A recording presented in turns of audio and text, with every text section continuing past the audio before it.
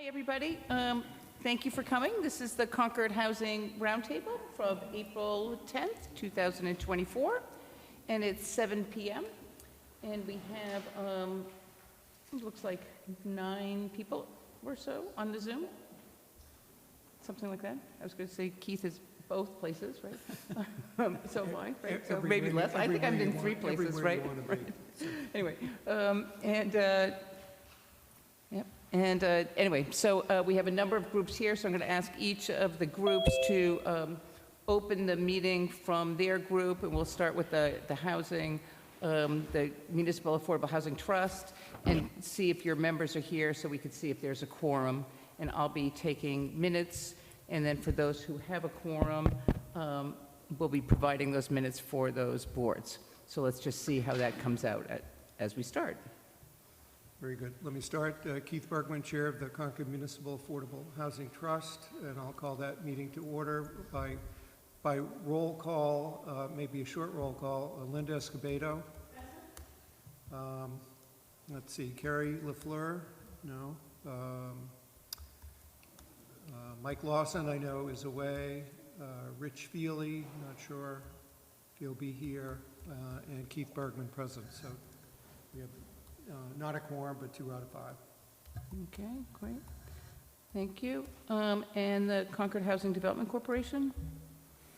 Hi, Lee Smith, Chair of CHDC. I see 3 of us present, being myself, Lee Smith, Peter Lowett, and Julie McClure. So we'll call our meeting to order. Thank you. And maybe there's someone there in a red shirt? Oh, sorry. Ray Andrews as well, sorry. So that's a quorum for the CHDC and the Concord Housing Authority. Hi, Stephanie Kroback, Concord Housing Authority. I think we have 3 folks here representing a quorum. Stefan Bader, Rick Eifler. Here. And let's see, and B is on Zoom. Is Ed on Zoom too? Yes, I just saw him come in. Great, all right, we're all set, thank you. Yep, so you have a quorum. Yep. And the Select Board?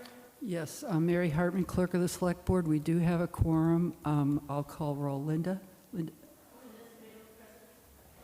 Terry? Terry Ackerman's here. Mark? Here. And myself. Mark. Where's Mark? Oh, there he is. Yep. Selecting on Zoom. Yeah, I see him. 4 out of 5. 5. Okay, very good. And so the Concord Housing Foundation. And anyone else here from your, there's Steve there.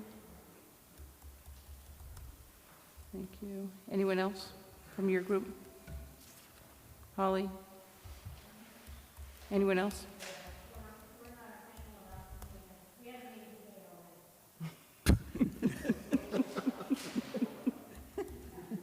Well, thank you for coming to this second meeting. Okay, so very good. And the planning. Thank you. Okay, thank you. And it was you and who, sorry? Oh, hi. It's a little complicated, this multi-group thing right here. Okay. Great. So our agenda today is... And the CPC. Oh, the Community Preservation Committee? Yeah, Diane's here. Diane. Hello, Diane Proctor. How are you today? Nice to see you. Yeah. And Ed Larner is also, who's on the call, is also on CPC. So Diane Proctor, do you have a, do you want to call your committee to order who might be here?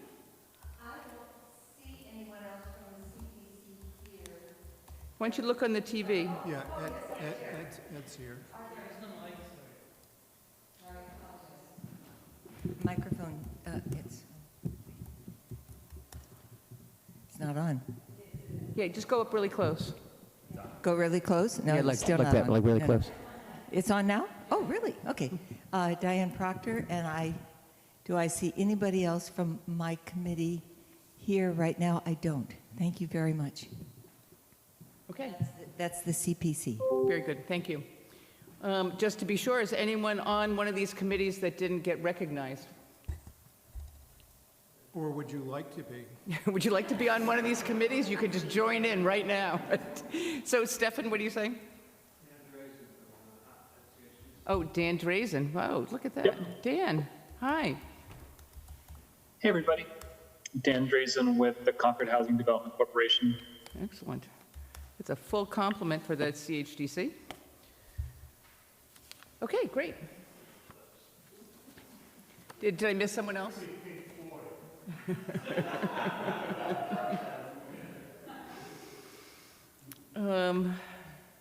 Right, Pink Floyd. Just thinking of that, like, Dark Side of the Moon, right? That's in, like, you know, all big long, right? Anyway, so, And money, don't forget money. right. Okay. All right. So our agenda today, so we're going to talk about everything housing. There's a lot going on with housing, as there always is. What an active community we are. And now leading into town meeting. So there's a number of articles, and so this is part of a preview for town meeting. Not really a preview because you're all up to speed with everything. And also some of the activities that are going on. So we have two presentations. We're going to start with the planning board. Linda Miller is going to do a presentation. Then Keith will give us an overview of the trust activities and plus other pieces, and then we'll go into project updates from the other groups.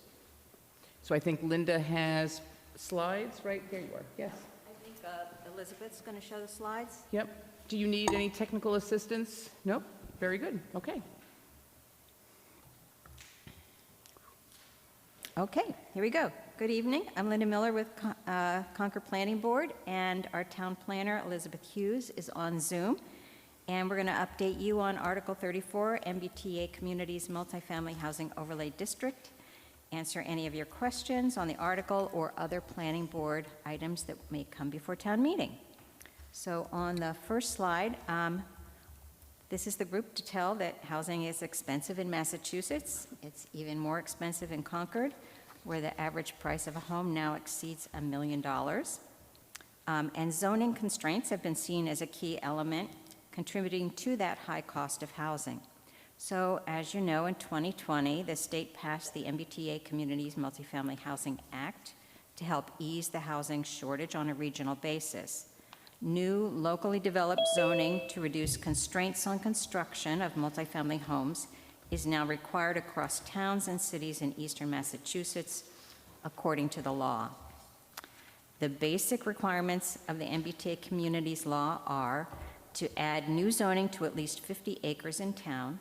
At least one half of those 50 acres must be located within half a mile of a commuter rail station, and on average must be zoned to allow density of 15 acres per 15 units per acre or more, have no age or unit size restrictions imposed by the town, and should be suitable for families with children.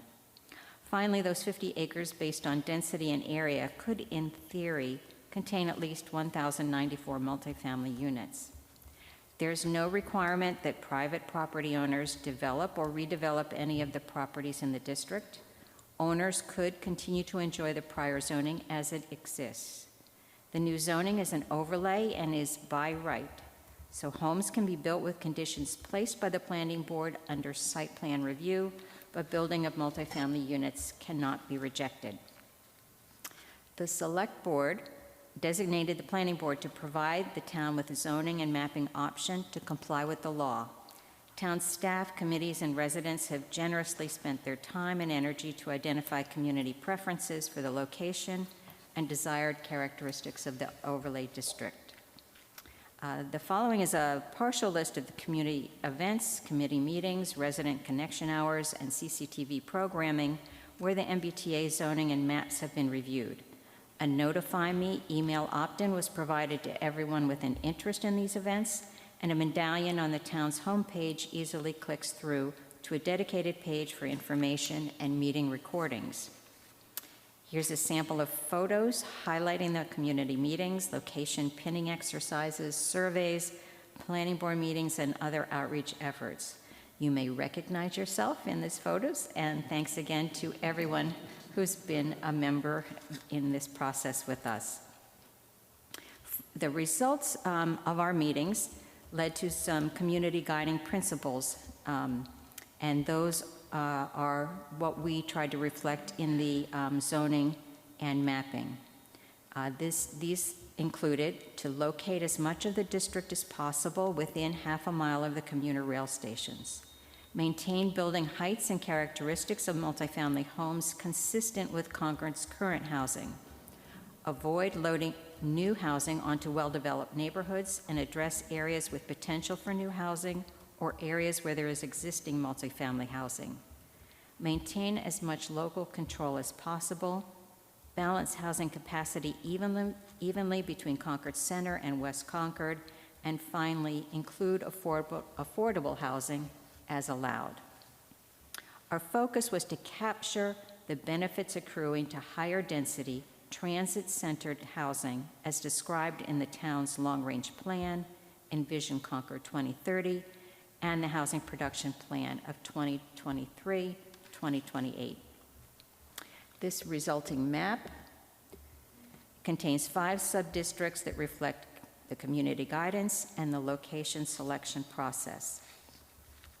Using the MBTA Communities Compliance Model to test each district's location, size, and zoning parameters, we found that the current configuration of these 5 sub-districts and the associated zoning parameters should provide Concord with just enough area, units, and density to be in compliance with the requirements of the law and the guidelines.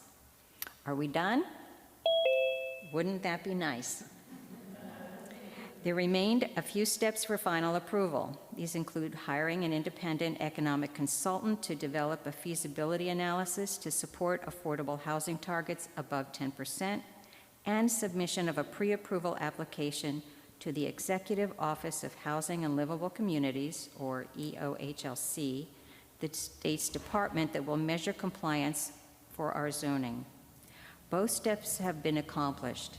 Now we await response from EOHLC and hope to receive approval of Article 34 by town meeting, hopefully in that order, and final approval from the State Attorney General and compliance certification by EOHLC.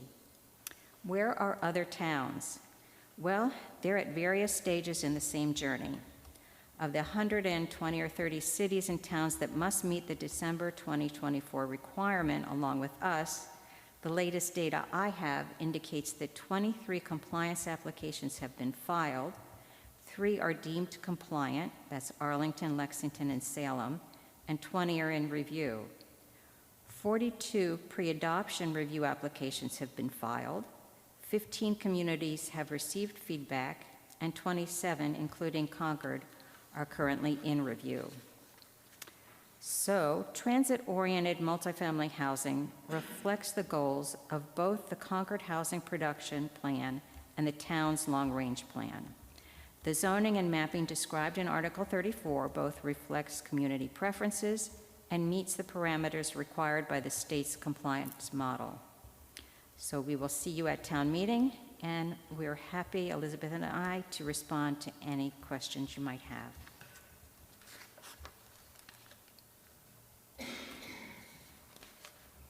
And that hopefully is faster than the hearing. But thank you all for the Housing Roundtable. We kind of kicked off this whole planning process with you, and you've been with us all the way. And so I can only say I hope to finish it off with a good result as best we can for you. Terry, would you like to ask a question? Sure. Terry Ackerman on the select board, but speaking for myself. So in this group here, we've seen this presentation a few times. We've been involved, kind of preaching to the converted. We're all, most of us, probably going to vote for it. But what are people hearing out on the street? Are there any specific concerns out there? Are there questions that we're still getting? Or does it, because I'm just hearing everybody either is going to vote for it or they don't know anything about it. But has anybody heard anything negative or questions? I would say the only thing I hear negative is sort of things of, oh, I read in the Globe such and such about Milton, or, what's going on in other towns, and, that seems to be more the peripheral hearing as opposed to the specific, but that's just what I'm seeing. I don't know if anyone else has a thought. Maybe Liz would be more exposed to other towns and what they're experiencing. I don't know. Well, I haven't heard anything in Concord. In other towns, well, I know when Lexington had theirs at town meeting, I mean, it was a struggle to get that vote at town meeting. I mean, they had a lot of questions. They had a lot of, they had to really fight for the vote. So it wasn't, and maybe it was because they were the first ones, perhaps, I don't know. Bedford's was very smooth when they got there, because they just passed, I think, like some number of weeks ago, a couple of weeks ago. Lincoln's was a struggle. It was very close, a close vote for them. They had a very contentious district by their train station, a lot of neighborhood protectors. So, Okay. I'm Diane Proctor, 57 Sudbury Road. When Mike Barrett and Simon Cataldo were here for an event in town, when we were looking at MCI, they were absolutely adamant that we needed to pass this. We needed to be on the right side. So they really kind of laid down a mandate to the town of Concord at that point, which I think was very constructive. Thank you.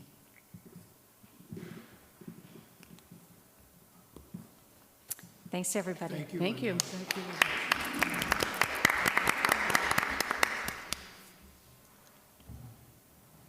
Okay, Keith.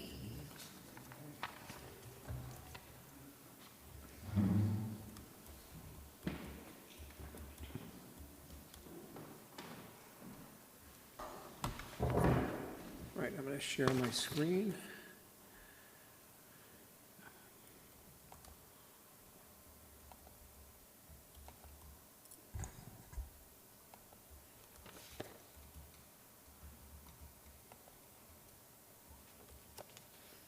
All right, there we go.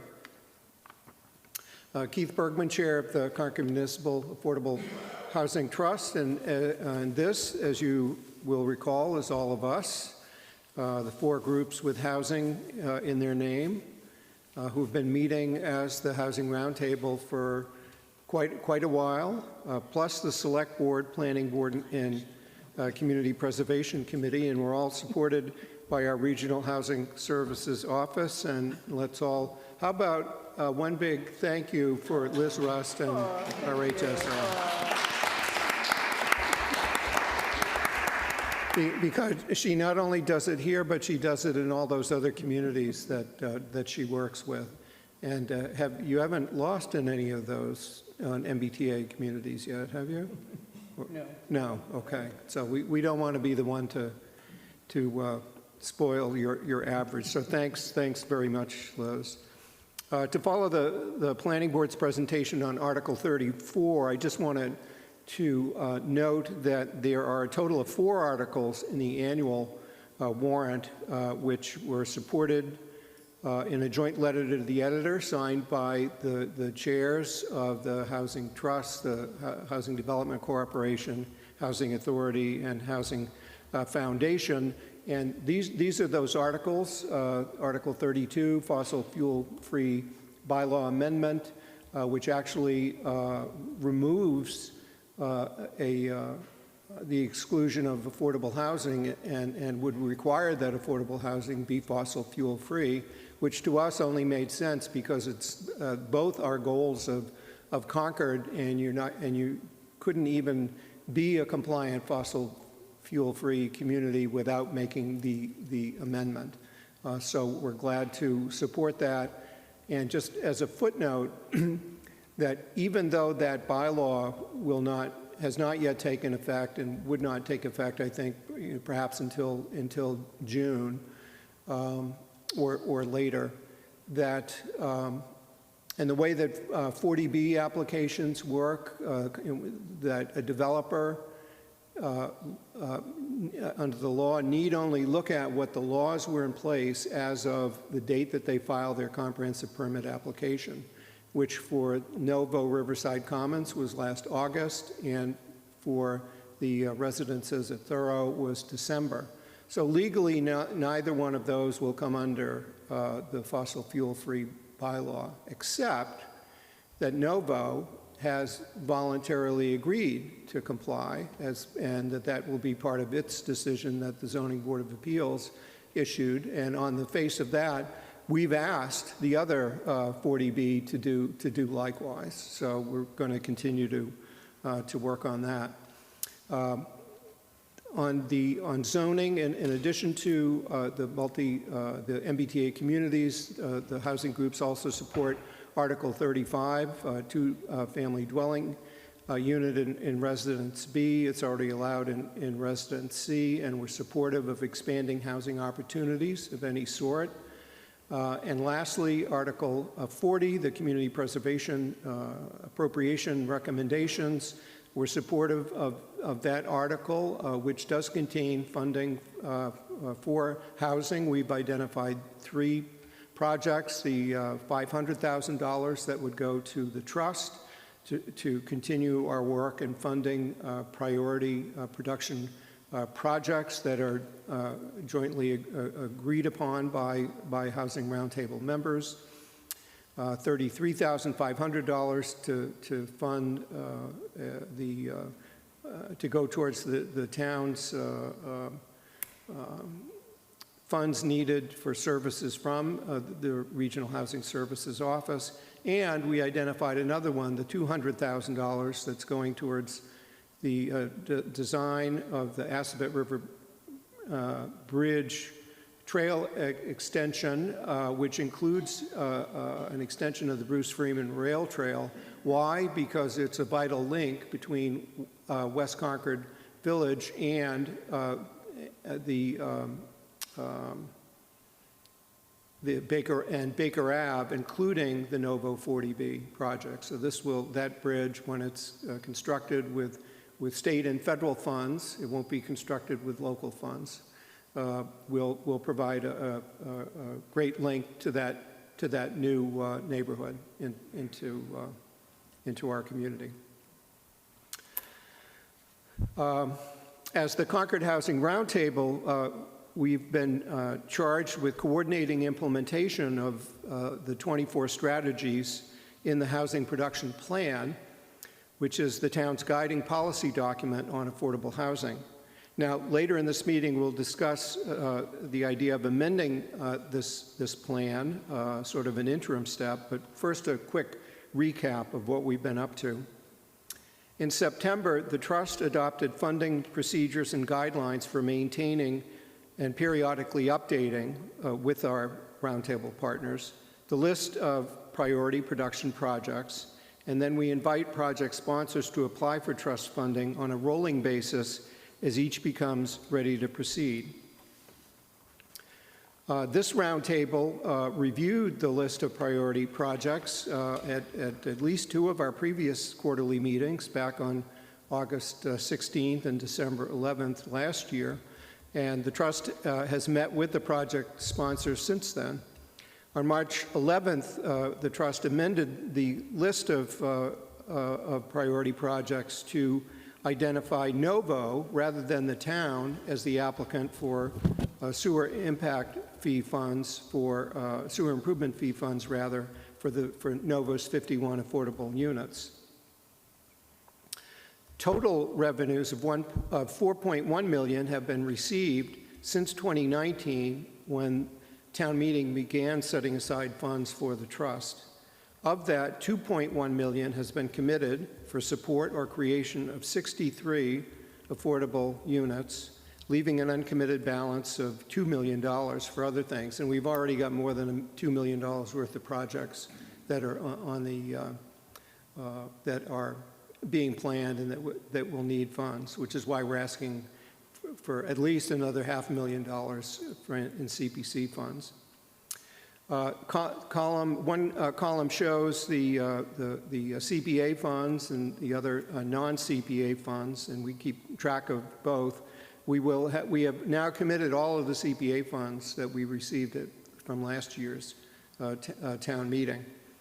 And in the last year, funds have gone to Novo, as I mentioned, gone to the CHDC, the Housing Authority's development arm, the CHA Local Properties LLC, And we look to be of continuing support to the CHDC, the Housing Authority, and the town itself as we go forward. Several bills have been filed for dedicated funding for the trust. Home rule petitions filed and refiled again for real estate transfer fee and a building permit surcharge. And we've also supported a statewide bill offered by the LOHA Coalition. But our best chance, we hope, may be the transfer fee that's included in the Governor's Affordable Homes Act, which was favorably reported out by one committee so far, and was just heard by another. And we're hopeful about it, since the House Speaker has indicated his openness to the idea. Perhaps with a cap of 1% surcharge, or that the governor's bill calls for 2. Concord's bill, by the way, we only asked for 1. And also, the Speaker seems to be interested in allowing communities a threshold that's lower than the $1 million that the governor had proposed. We have proposed $1 million for ourselves, but $1 million, a threshold of $1 million would essentially cancel out all of Western Massachusetts, and they wouldn't be able to take advantage of it. So there may be a lower threshold available to those other communities who would want to participate. As we recall, Concord fell below our 10% goal a year ago when the 2020 census figures kicked in, and the market responded with the 2 active 40Bs that the Zoning Board of Appeals is currently hearing. As of today, we are at 9.997%. So we are just 1 unit away from being back above 10%. I'm not sure who's going to get the, is the CHDC? No. Nothing happens quickly, and the amount of paperwork you have to push to get a unit counted is enormous. And so it may very well be when the Zoning Board of Appeals files its decision. They meet tomorrow night, close the hearing tomorrow night on the Novo 40B. And so once that decision gets filed with the town clerk, it would be at that point that we'll be above 10%. Actually, we'll be at, by then we will be at 12.8%. And if the thorough 40B were to be approved as well, we would go to 15.8%. But as this shows, because the bottom portion of the chart you see shows that only 40% of the resulting units that are countable on the subsidized housing inventory. If we get to the 15.8%, that represents a total of 1,135 countable units. But of those, only 459 will be affordable. The rest will be market rate. So there's more work to do, I think, in a town where many who work here still cannot afford to live here. As I mentioned earlier, we're looking at the idea of updating, of amending rather, our housing production plan, really to reflect the fact that there have been some enormous changes in our world, even in the last year. One of them occurred just months after we got state approval in January 2023, and that was the U.S. Census figures for 2020 were finally issued that last May, and we think it would be advantageous to update the plan so that we're not referring to 2010 census figures anymore. There are some other changes that we could note. We will know, say, by the end of the summer what the outcome of both 40B applications are and what the impact is on our subsidized housing inventory. We'll know what the outcome of our annual town meeting is on MBTA communities zoning, and can so reflect that in our plan. We'll know the outcome of the legislative process perhaps by August, not only with the fate of the governor's real estate transfer fee is, but also what action the state has taken in approving a state budget with an outside section dealing with MCI Concord. Previously numbered as 107, the House Ways and Means Committee version today labels it 76, which perhaps is a sign, right? So take that as, maybe 75 would have been a better sign, but close enough for government work. And we'll know at some point in the coming months what the outcome of the local MCI Concord Advisory Board's public engagement process is on the future use of MCI Concord. And if there's a housing component in there, which we hope that housing will be among many uses for that site, that we could amend the housing production plan to reflect it, because MCI Concord, not surprisingly, is not mentioned in the current housing production plan as a strategy.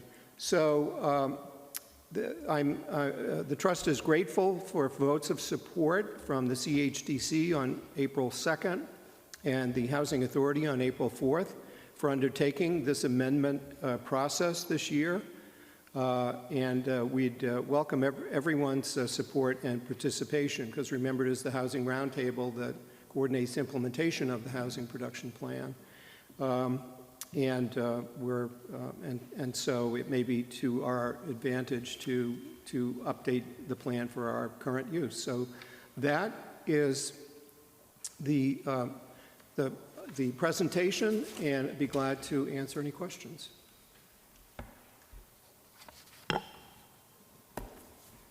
Thank you. Yeah. No questions?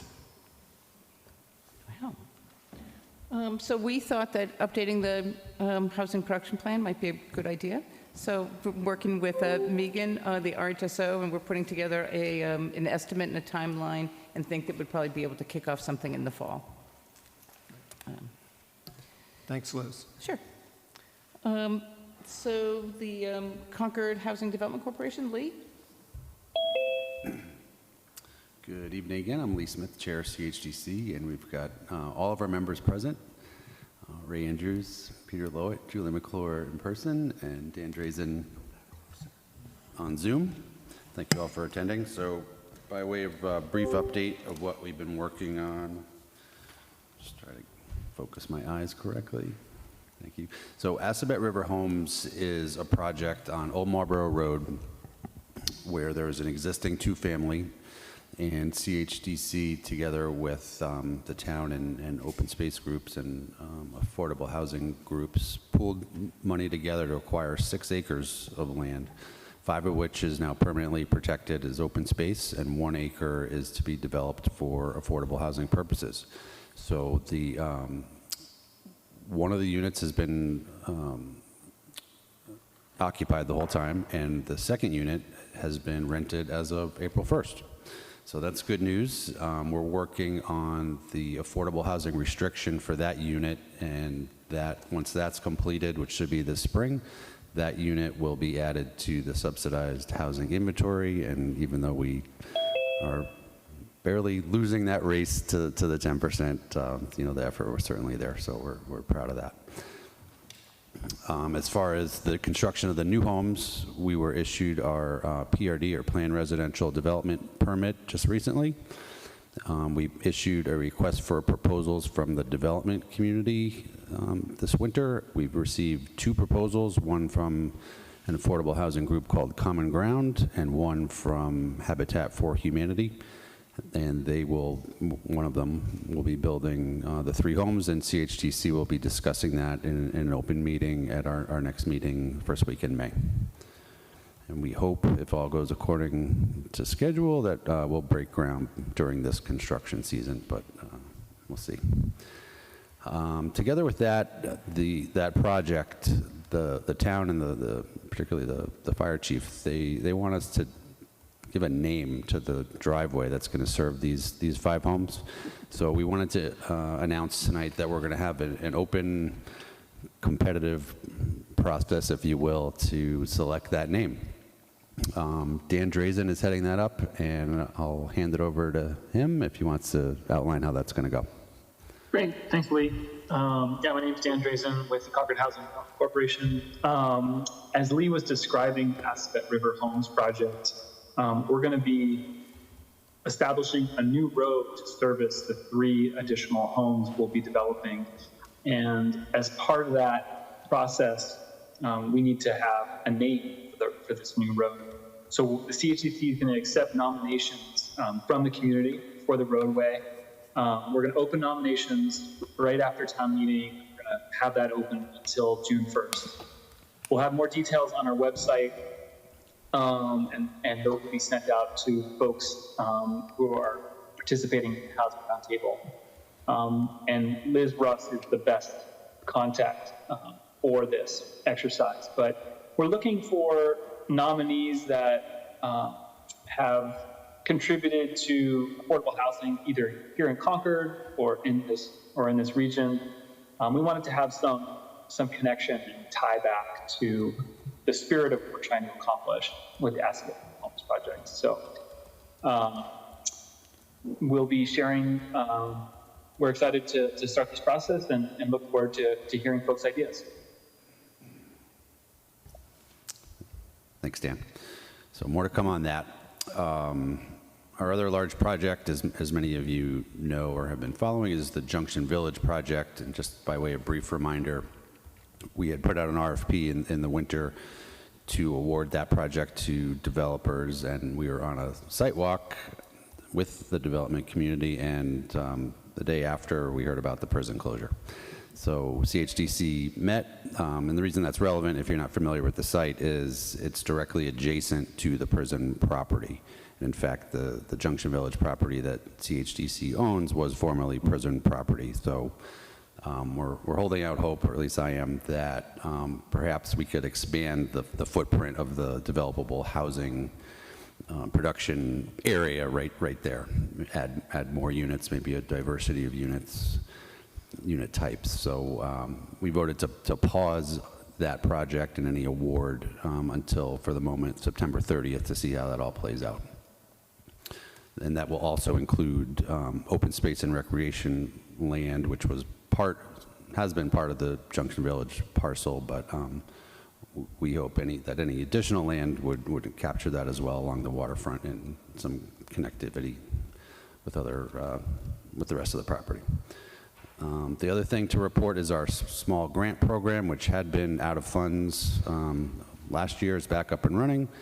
Our maximum grant amount per application is $4,000, and since we reopened, we've made awards on 5 different applications. So if you know anyone who might be eligible for, and these are small home repairs, things that are either safety related or things that would, if not taken care of, lead to just the house falling into disrepair, those types of things. So we welcome applications for that. And we've got also available a total of $500,000 in buy-down funds, which means that if an appropriate unit came on the market, if it was in a price range where we could pay an additional amount, like what they're asking, but then be able to sell it or rent it at an affordable rate, we've got up to $500,000 to work with there. And those funds came from the Affordable Housing Trust and the CPC, so we thank those groups for that. And that's all I've got. Happy to take any questions. I have a question. Lee, you mentioned you have $500,000 for buy-downs. How is it designated as a buy-down? How is it specifically? Is it restricted to buy-downs, or could it be used for something else? I believe it's restricted. Keith doesn't let a penny out of his coffers unless there's a very restrictive agreement in place to do that, and I believe that the CPC funds are also would be the subject of a grant agreement. I think And it's buy down or they're also- preservation. Buy down or preservation, both. From the CPC side? Yeah, Preservation of a unit. of a unit. So if there's a deed restriction that might be expiring or something else like that. Okay. Okay, great. My, And buy down is a general term for, Right. if it's a market rate unit or if it's a higher affordability level and you want to bring it down to a lower affordability level.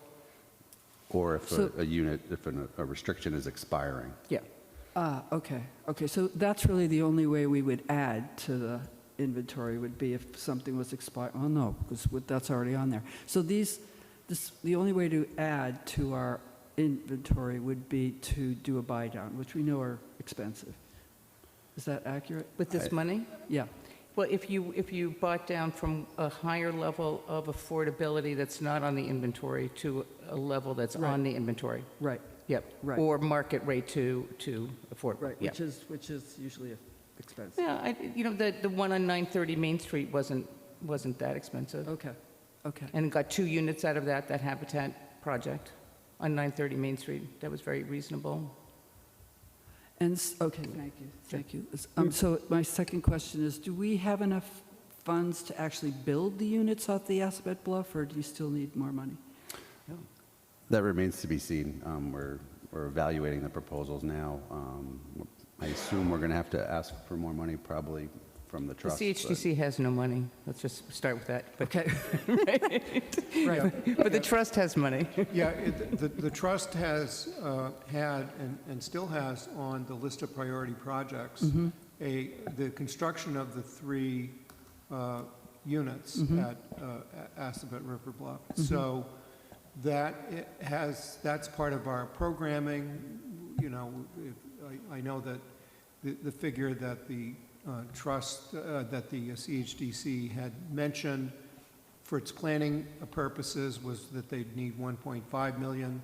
The trust has 2 million, and a lot of takers, and a lot of purposes Right. for which the funds could be used. So, we'll, with the 500,000 that's coming to that would come if a town meeting approves Article 40, we'll only have 2.5 million left, period, unless unless the real estate transfer fee passes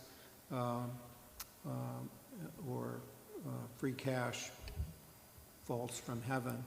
And But the CHDC got $500,000 for Assabet River Bluff at last year's town meeting from CPC.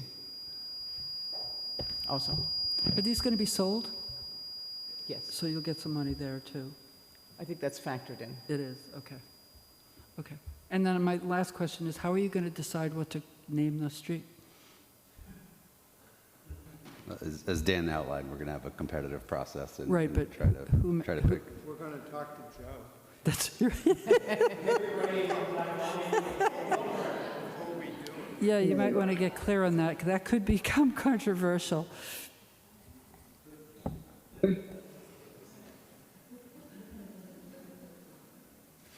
That's all I have, thank you. Anyone else have any questions?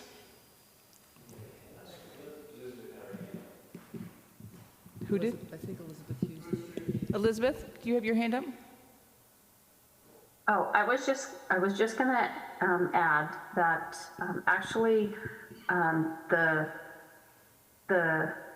Housing Development Corporation will be putting forth 3 alternatives, and that actually goes to the Historical Commission and the Fire Department, who ranks them in order, and it is really the Fire Department who gets to say, whether something is acceptable from an emergency response. So as people put out their suggestions, I just want to think about all the other roads in town, and, if we have,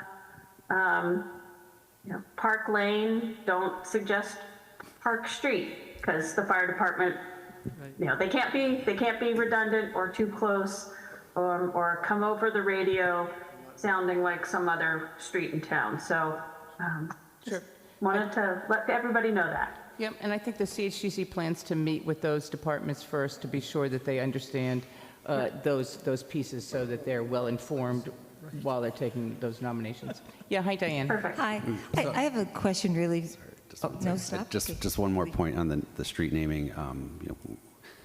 CHGC has in mind that probably in connection with the Junction Village project, there will also be other needs for streets to be named. So if your choice doesn't get picked this time, there'll be other opportunities. So there's always a chance, right?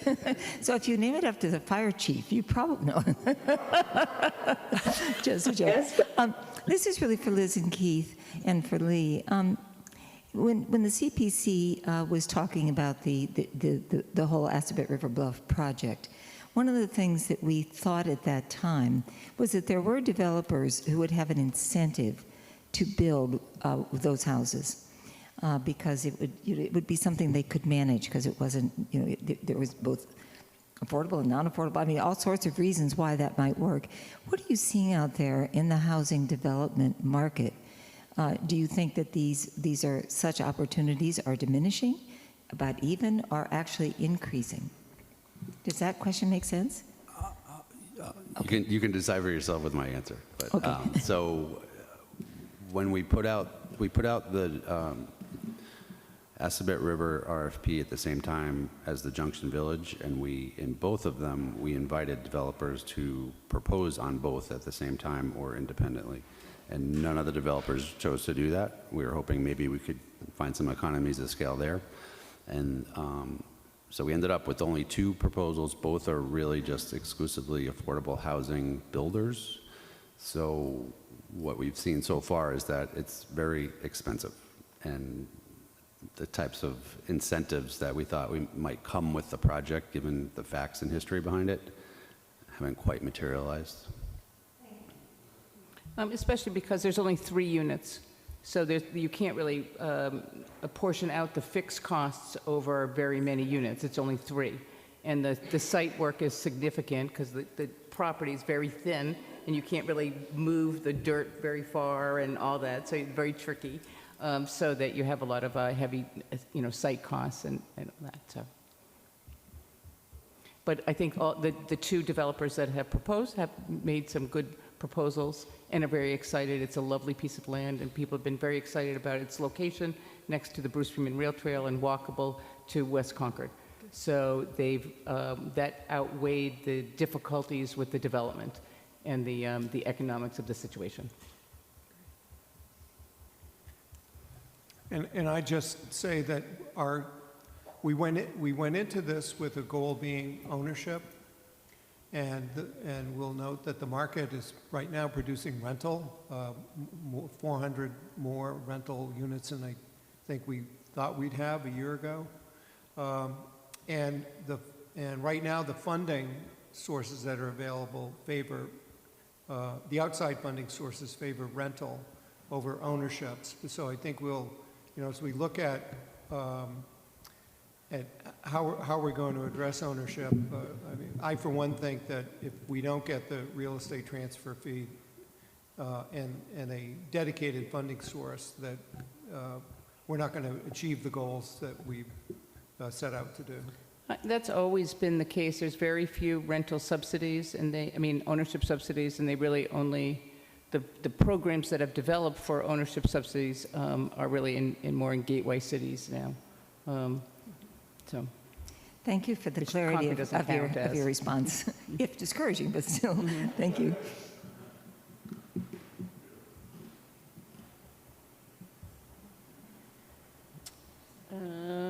Okay. Ready? Yes. Thank you, Lee.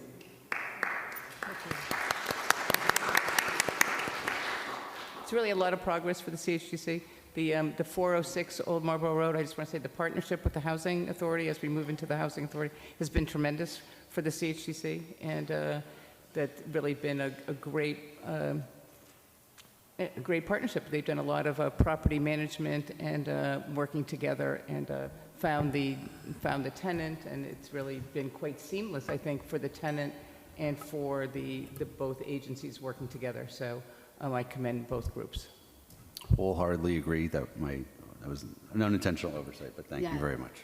And thank you, Liz, for saying that, because I think that is what we see as our primary mandate in the town. So Stephanie Krobeck from the Concord Housing Authority, I think it's important for me to say right out of the gate that we're a state agency. We need to continue to make sure that folks understand that we are a state agency. We do, by and large, property management, as folks were talking about here. We are also emerging to be doing more property acquisition, like we did with the Forest Ridge project. Thank you to the trust for their support there. And then our creative relationship with Habitat on the Commonwealth Avenue house that now has a family in it. I'm not sure if folks knew that, if we talked about that last time.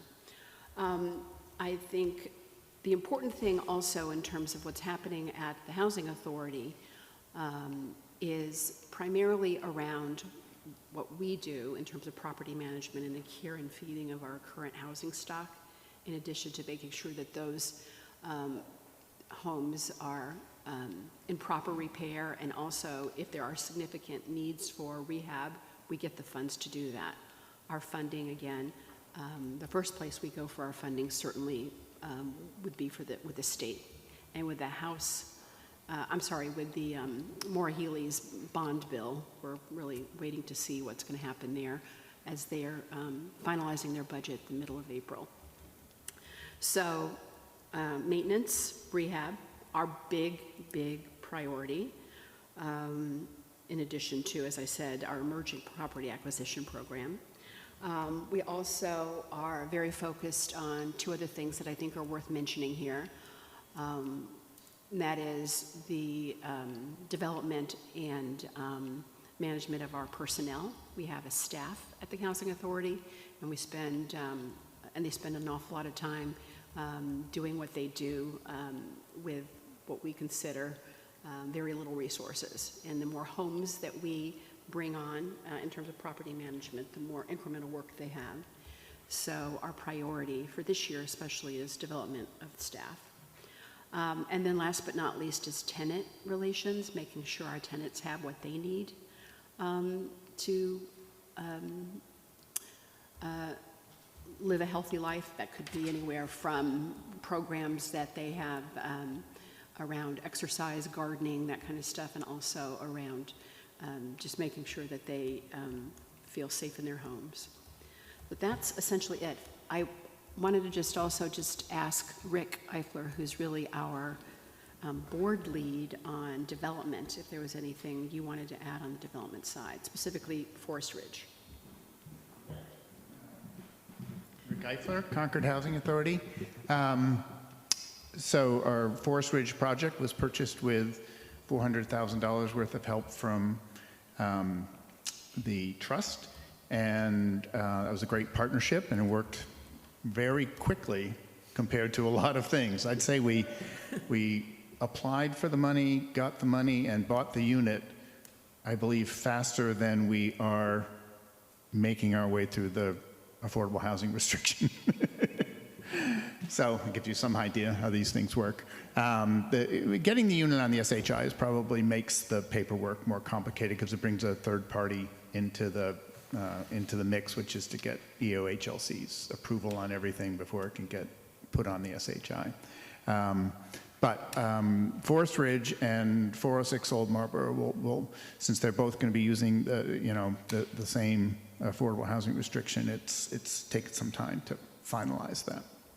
But we're at the home stretch, and I believe in the final few weeks of making that happen. There's tenants, I believe, selected for both properties at this point, and some work's been done on both units, 406 Old Marlboro, and at Forest Ridge, we had to take out one of those tubs that the doors open and you have to climb in and wait for the water fill, and wasn't really appropriate for the kind of tenant we were going to get. So Bath Fitters is going in next week and changing it to a normal tub shower. So that'll be done next week. Hopefully, the affordable housing restriction will be pretty well finalized next week, and we'll see how long it takes for all of that to get signed off on and formalized. And I don't know if there are any questions for that. Otherwise, that's pretty much it. A couple of quick notes. So Rick's summary is a good example of the level of effort to get us all set and ready with Forest Ridge, and that's what the team does. The other thing I wanted to mention is the Housing Authority team is working with the state to also see if how we can partner with the homeless folks at the prison, at the hotel, and get them housing. And I'm pretty sure we have at least one family that we've been able to successfully house. I think that's it for us. What else? Oh, can I just say, I had a little bit of PowerPoint envy tonight. And Would have helped. And I think it might be, maybe this is a good forum for the Housing Authority to put together our own little quick PowerPoint and just maybe give folks an orientation of what we do. It isn't specifically the goal, I don't think, of the housing production plan, but it might be good for you to get a sense of what we do holistically at the Housing Authority. Well, the Housing Authority is very broad in your influence, and I think that you didn't really mention, but the Housing Authority administers many Section 8 vouchers, yes, which people can use not only in Concord, but in other places to go and make, so let's say the affordable apartments at the Prescott, for example, right? And people say, oh, those affordable rents are too high. People say, who can afford that affordable apartment? But you could use a Section 8 voucher if you're a very low-income household to make that affordable to you. So we find that there's probably 30% of people who are residing in affordable units are using Section 8 vouchers so that's how we house very low-income tenants in moderate income affordable apartments. Might be a lot of jargon there, but if you know, this is the housing group, so maybe you're following. But they're very important to the low-income households in our community. Yeah, and it might be helpful to talk through what the demographics are of that population in our town.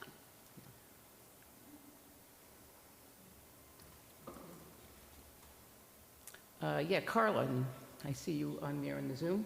Hi, how are you?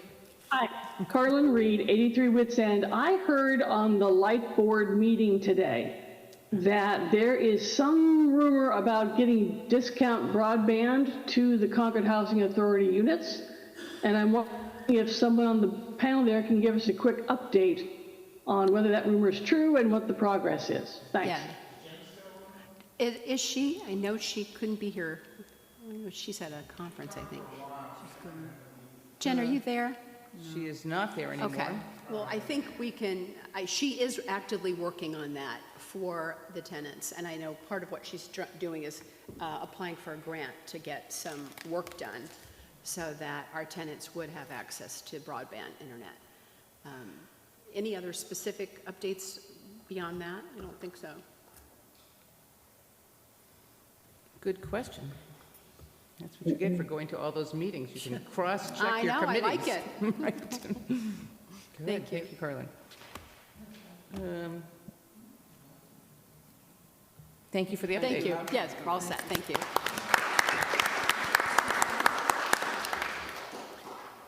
Mary, I'm next. you're next. Mary Hartman, clerk of the Select Board. I also, Stephanie, I understand, I wish I had PowerPoint too. That would help me collect my thoughts, but I'll do my best. First thing I want to say is that the Select Board has voted to recommend affirmative action for all 4 of the articles that Keith mentioned earlier. So hopefully that will help them to be passed at town meeting.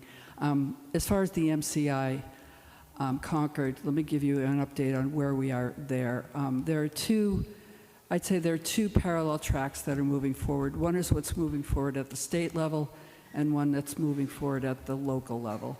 So at the state level, as you know, the governor's budget bill had a section in it that provided for the property over there to be handed over to the Department of Capital Asset Management and Maintenance for disposal.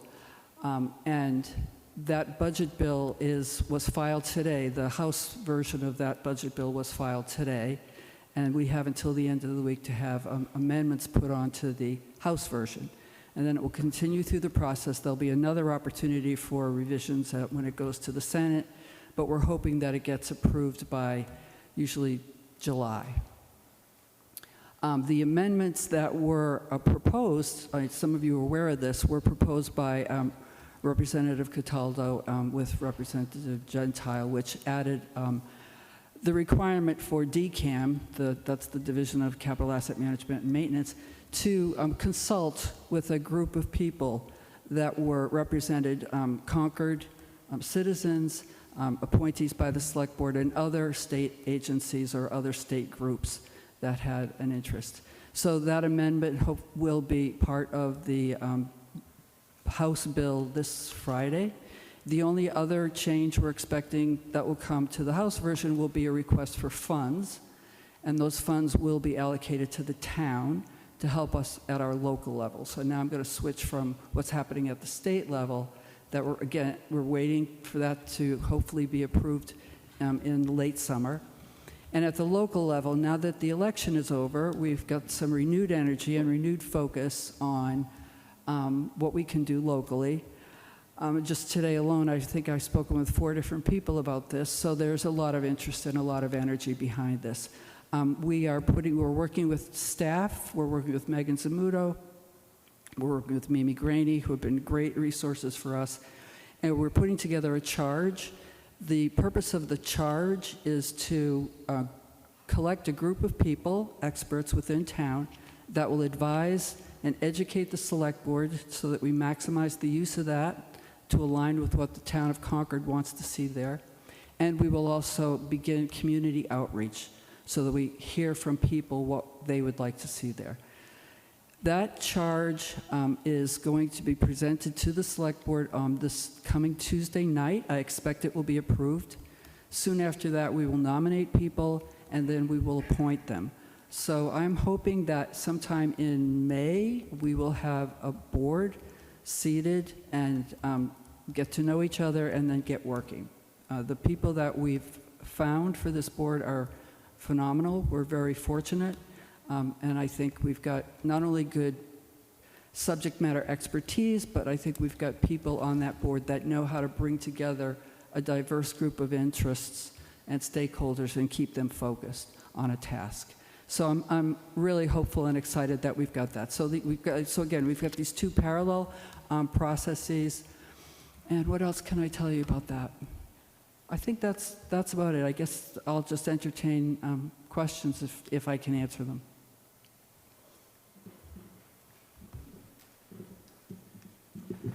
Steve Carr from Musterfield Road, and I'm a member of the Concord Housing Foundation.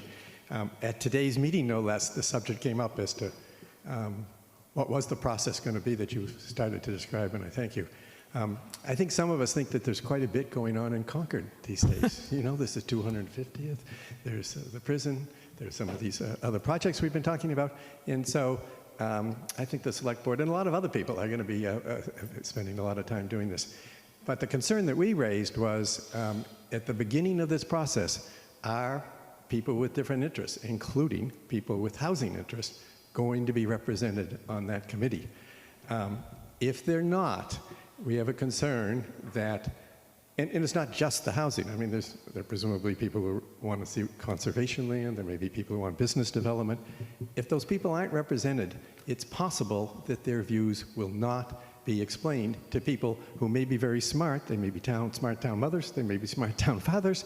There are a few of those, but not many. Anyway, but they won't be familiar with this. And we, housing interested people, may be particularly concerned.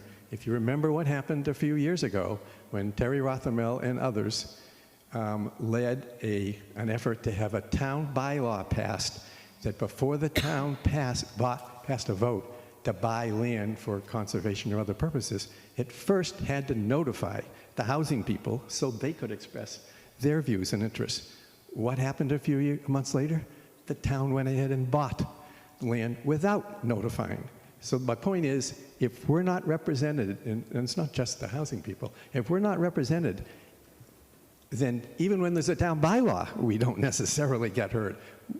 I would think that housing people might want to say to whoever's making these decisions, please put us, but it's not just us, on that committee so that we get to put our input in early and instead find out, oh, sorry, it's too late and we're going down this road, as opposed to maybe we would have gone this road, but we didn't get good input from you. Thank you.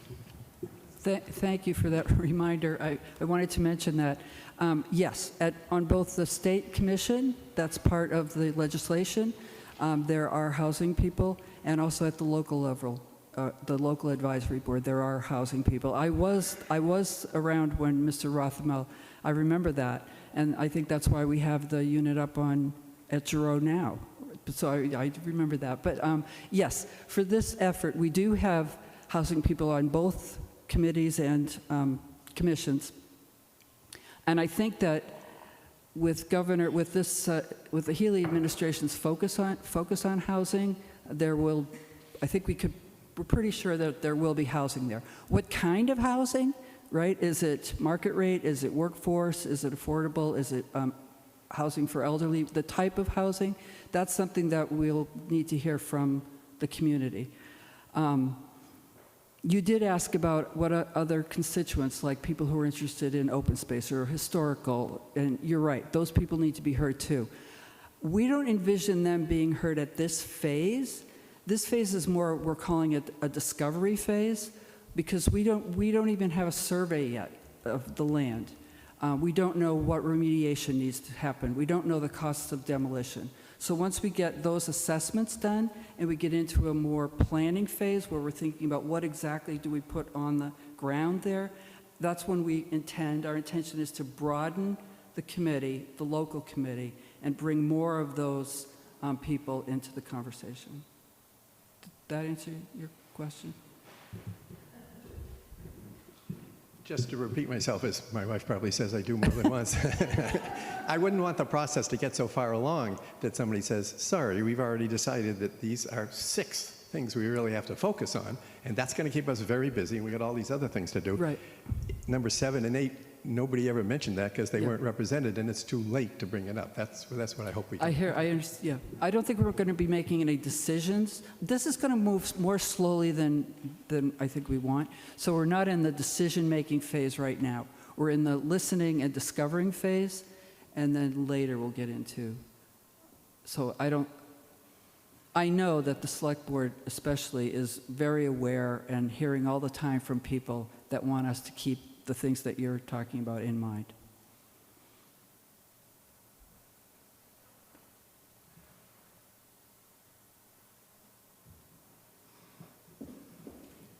Yes, Julie. I'd like to hold up Rick Eifler here for a moment, because I heard him make a suggestion in a meeting a while ago, and then last night someone mentioned it again, and I thought, yes, what an excellent idea.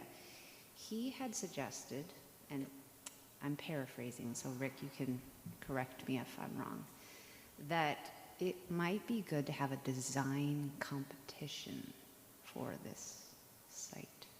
So I just want to elevate that idea, and that's all. Thank you.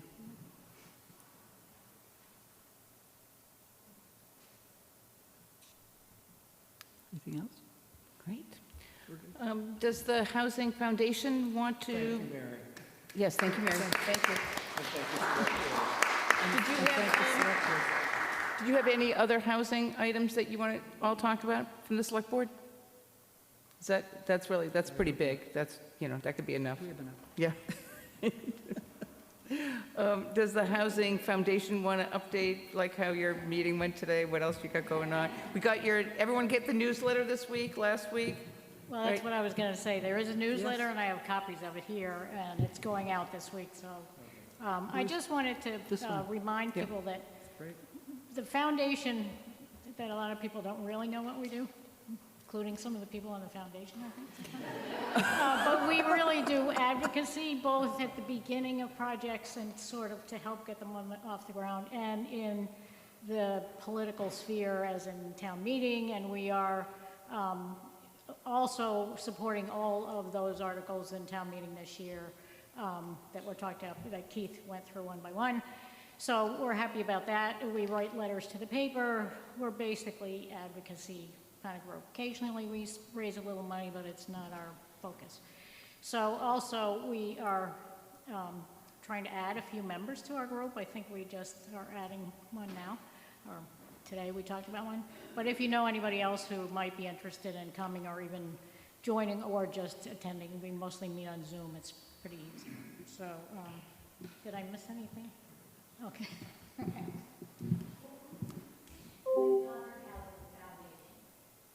Thank you. The foundation was instrumental in helping the Assabet River Bluff project for CHDC, providing some initial funding to do that early money, which was very helpful. Sure. We also, and again, Terry Rothermill's name I think was mentioned, we were giving a big push to get one home on the Giroux land, and which was recently finished. And another thing about that was unusual, I think. It was a good working together with the Housing Authority, having Habitat build it. It just brought together a lot of advocacy that really helped, I think, on the financial side of it to keep costs a lot more reasonable than they might have been.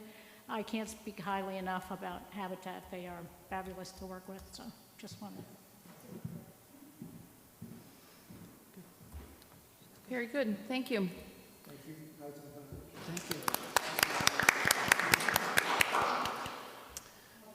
you. Does anyone, League of Women Voters, want to say anything? I'm looking at you, Stefan, Diane, CPC. Any updates from CPC? No. Stefan. There you go. Diane's keeping an eye on me. The League of Women Voters, as you probably all know, has not only sponsored candidate forums, but we also every year sponsor warrant review sessions. We've had 2 already. We have another one, the last one coming up on Friday morning at 10:30. The League board itself is the final decision-making body, and we will be meeting on the 17th of April to make our official recommendations for town meeting, and those recommendations will be available shortly thereafter, probably premiered at Saturday's Cooler Concord Festival on the library lawn, April 20th, where there will be lots of environmental things, but we also get half a table, and so that's part of what we will be sharing with the town is our recommendations for the votes on these and other articles. Thank you. Very good. Thank you for that. Thank you, Stefan. I also would like to urge, I'm probably preaching again to the same chorus that sings with us, but the warrant reviews are really fantastic this year because they're informal.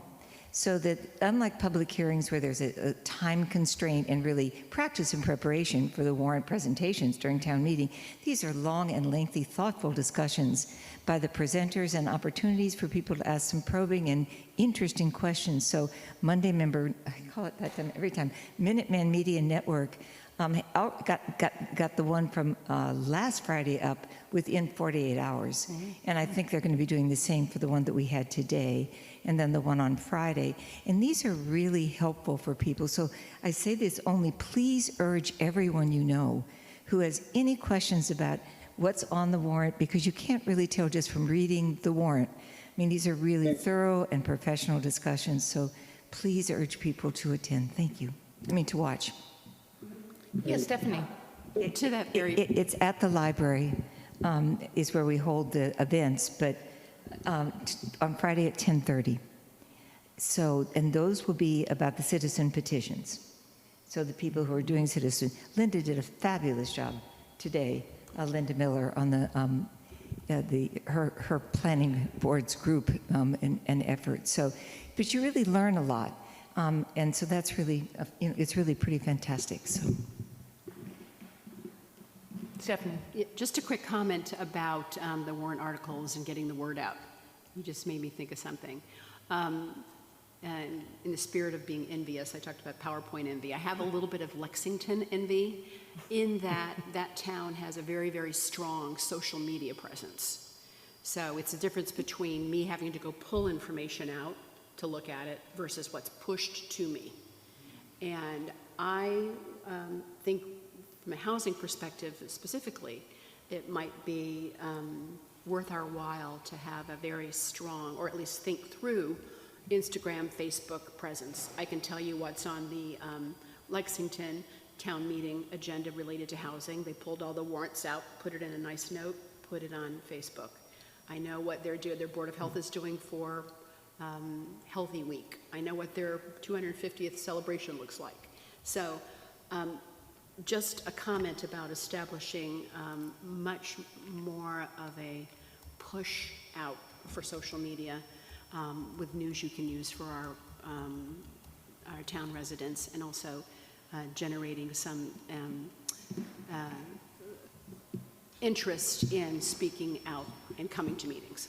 Thank you for that comment. I'm sorry to speak one more time, but the 250 committee has a whole new website coming up for the 250 event, and the town happily has put a button on their own website that you can push, which will lead you to all sorts of information about the 250. So we're going to be saturated with information very soon. And we see Lexington as a competition on this, so we're stepping up to the table, Stephanie. I thought that might help you a little. I'll have to tell you that I'm trying to get Lexington to do a housing roundtable, and they're resisting. Oh, really? And I'm like, okay, Concord has such success with housing roundtable. I think, and I guess I want to stress the importance of pushing out information as opposed to having folks go pull it out of something. It's tricky.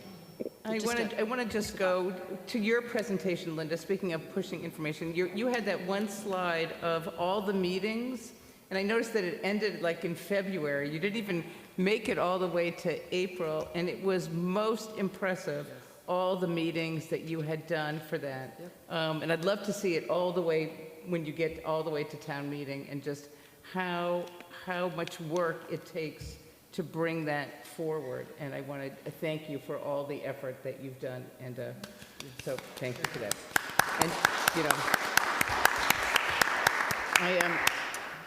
I can just look at that slide. I think we all can, because we understand public process, we understand what it takes to get all these things through. You can just look at that one slide and appreciate all what's behind all that. So so thank you for that. Yeah.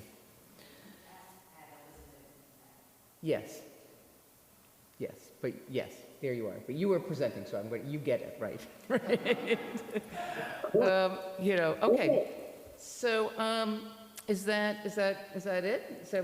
Are we there? Okay. So I think we have to adjourn by group, right? We do. Yep. So we're going to call it at 8:19, and we're going to go in that same order. So that would be the no quorum. Still no quorum. Still no quorum. So do you adjourn no quorum? Do you do that, or you do not even do that? We never convene, and so you never. Okay. So Lee, go ahead. So pay no attention to that man behind the curtain. Entertain a motion to adjourn the meeting of the Concord Housing Development Corporation. So moved. Second. All in favor? Thank you. Adjourn. Housing Authority. Concord Housing Authority, do you have a motion to adjourn tonight's meeting? Second. Housing Authority is adjourned. Thank you. Yep. And Select Board. Motion to adjourn the Select Board meeting? Second. And we're all here. I don't think you were all here. I think Mark's not here anymore. Mark dropped off. Yes, So I don't know how you all approved? record that, but It's unanimous. I'll work with Shannon on that, what to do about that. Okay. Okay, I think that's it. Thank you very much for coming, everybody, and thank you. Yep. Recording stopped. Thank you. Recording stopped.